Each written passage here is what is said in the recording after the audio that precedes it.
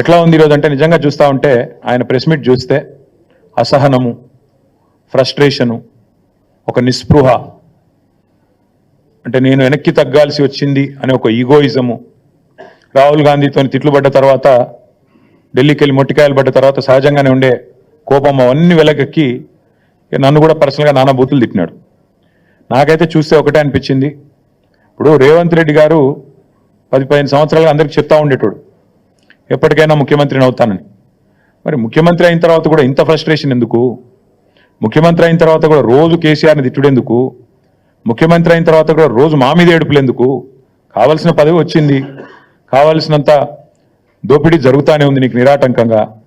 మరి అట్లాంటప్పుడు ఇంత ఫ్రస్ట్రేషన్ ఎందుకు నాకైతే అర్థం కావడం లేదు. నిన్న ఆయన వైఖరి చూస్తుంటే నాకైతే ఒకటే అనిపించింది, చిట్టినాయుడు గారికి చిప్పు దొబ్బింది అనిపించింది. ఎందుకంటే ఆయన మాటలు, ఆయన వైఖరి నిన్న అసలు ఏం మాట్లాడుతున్నారో కూడా తెలియనంత ఒక ఏదో పిచ్చి రిపోర్ట్ రిలీజ్ చేసినాడు నిన్న. ఇవన్నీ బీఆర్ఎస్ హయాంలో విడుదల చేసిన అదానికి ఇచ్చిన ప్రాజెక్టులు అంటాడు. అరే ఎంత మూర్ఖత్వం అంటే దీనికి నాకు ఏం చెప్పాలో కూడా అర్థం కావట్లేదు.